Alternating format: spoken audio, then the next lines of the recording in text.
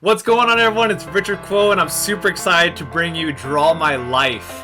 Let's jump to right away because we got a lot to talk about and not a lot of time. I grew up in a small little town called Fountain Valley, California, which is located in Orange County.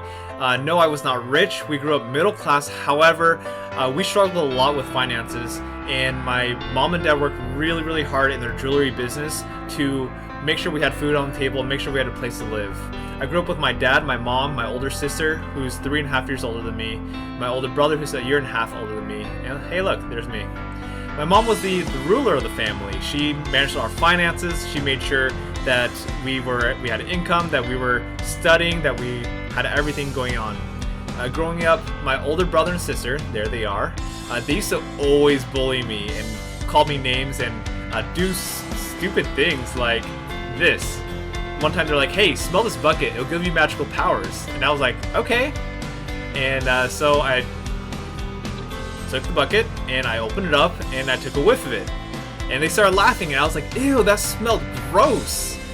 But did I get magical powers? I was super gullible. They actually farted in that bucket. That's why they wanted me to smell it.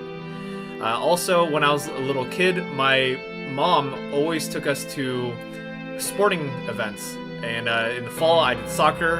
In the winter, I played basketball. In the spring, I did baseball. And in the summer, check this out. Yeah, it's a Speedo. I did swim. Swim was our main sport. When I got into elementary school, there were two things that I was really passionate about. The first one was Pokemon. My brother and I actually sold about $2,500 to $3,000 worth of cards. Story for another time.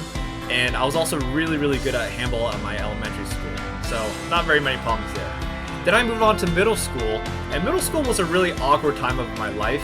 That's when I developed my first really big crush on someone. Her name was Michelle, which is awkward because that happened to my sister's name as well. I don't want to talk about her too much because there's more awkward stories to follow, and there's far more important things that happened in middle school that I want to talk about. With that being said, moving on, I remember one day when I was in 7th grade, at the very end of the year, I received my report card back home, and on it was an F. I have failed pre-algebra, and this is the first class I've ever failed in my whole entire life. I was really sad because, well, my older brother and sister always got straight A's, and this is the first time anyone has failed in the family. On top of that, the following year, 8th grade, while my friends were all in algebra, I had to repeat pre-algebra, so I was all alone, and I felt like I was stupid, that I wasn't worthy of anything, and I felt so lonely. On top of that, when my mom saw that I received the F in the mail, she went ballistic. She freaked out. She was so pissed off, and I remember this vibe, she didn't say it, but until a few years later, recently, where she's like, dude, Richard, I honestly wish I didn't have you because I was so stressed out. And as you can tell, in 8th grade, I was really depressed. I was really sad. And my mom's like, when you get into 9th grade, Richard, you were not doing algebra. You were going to be with your friends. You were going to be like your brother and sister, and you were going to take geometry. So she made me study really hard for the algebra exam, even though I was in pre-algebra, to make sure I passed it. I remember in the month of April, every single day I would study. Did you know there's 33 days in April? Heh, yeah, I didn't either. And then any questions I would miss, my mom would make me correct them every single day. And this was the most sad and frustrated and stressed out I've ever been my whole entire life. I remember crying every single day. I was super stressed out. In May, it was finally time for the exam. And I remember taking the test, kind of knowing what I was doing, kind of not, just going through the routine of it. Finally, we got our exam result back, and out of about 80 questions, I believe the passing was about 65, and the average was 72, and I ended up getting a 73, which was I was super excited about. But even after all these exclamation marks and joy, I felt like the only reason I succeeded was because of my mom. Hey, do you notice that? Now we're in high school. Alright, let's check this out. So this is where I had the biggest crush in my whole entire life. This was on one of my best friends. I'm going to say her real name. Her real name is Adeline. I use that because she is currently one of my best friends. And I had a really big crush on her. She actually liked my other best friend from middle school. Yeah, anyway, the thing we had in common is we had Key Club, community service club, and we would go to community service events almost every single weekend, and we'd see each other all the time, and I really had an attraction for her. There's this event called the District Convention.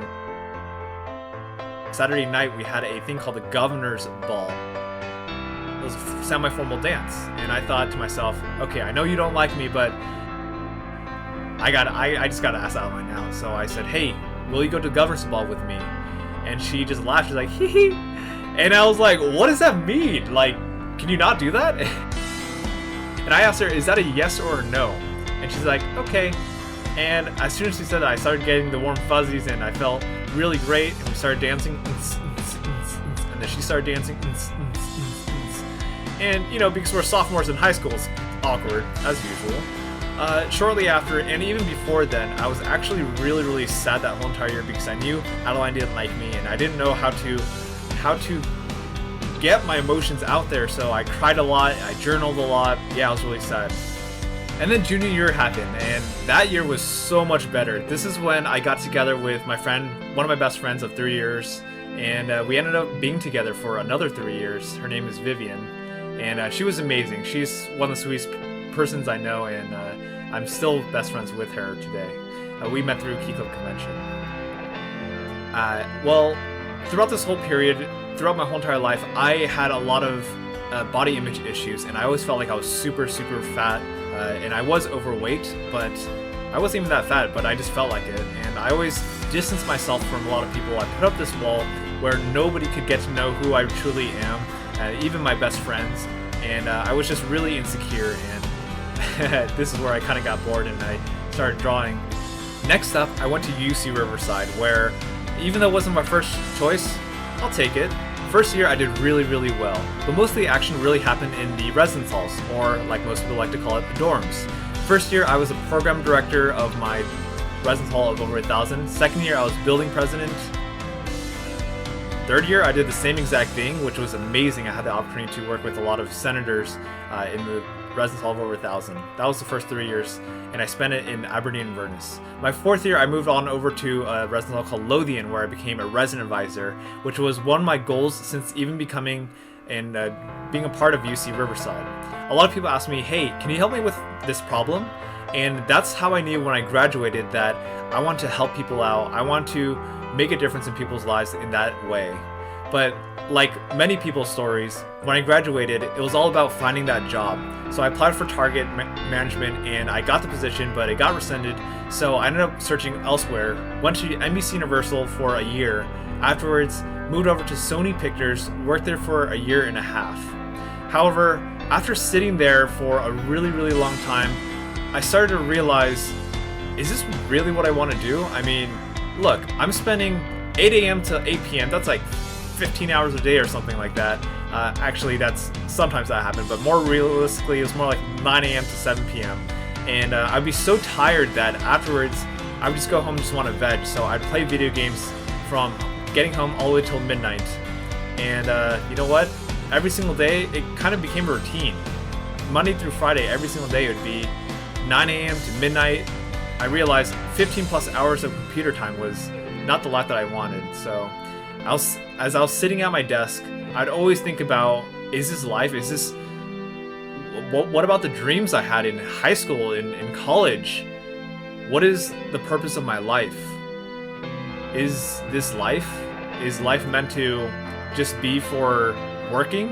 Am I going to work for the rest of my life? And I realized that's not what I wanted. So one day in January 2014, I went up to my boss and I said, hey, I quit. Actually, that's not really what happened. I actually probably wasn't doing the best. I wasn't really great at my job, but my boss let me know, hey, we're letting you go. He was a pretty cool guy. But from that moment, I realized, hey, this is a perfect opportunity for me to start doing what I want to do, which I knew was doing motivational speaking, inspiring people in that way. And I knew in order to do that, I had to start practicing first. So I did YouTube and I joined Toastmasters. In 2014, I started making goals. First one was work on myself. I had a lot of issues trusting myself, believing myself, and having that confidence. Second thing was dropping down to 149 pounds, which is over 50 pounds of weight that I want to lose. I also want to give my first keynote. I want to start my business.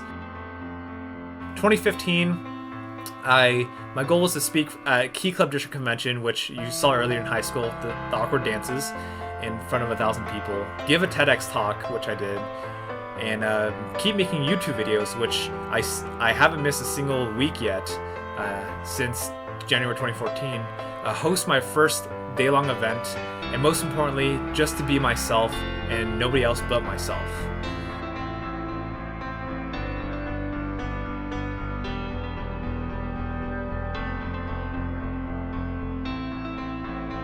Well, I want to say thank you so much for watching this video, and honestly speaking, just remember how valuable your life is, because we only have one, and don't let anyone else tell you how to live your life.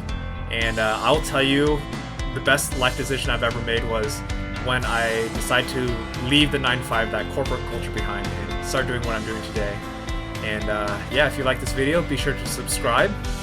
Also, I'll link last week's video in the description below, so be sure to watch that. And also, don't forget to follow me on social media if you're interested in keeping contact, alright? It's at Richard Quo Live. I'm on Instagram, I'm on Twitter, Facebook, YouTube. Most importantly, enjoy your life, and thank you so much for being such a big part of my life. I really appreciate it. Thank you so much, and have a wonderful one. Love you all. Peace!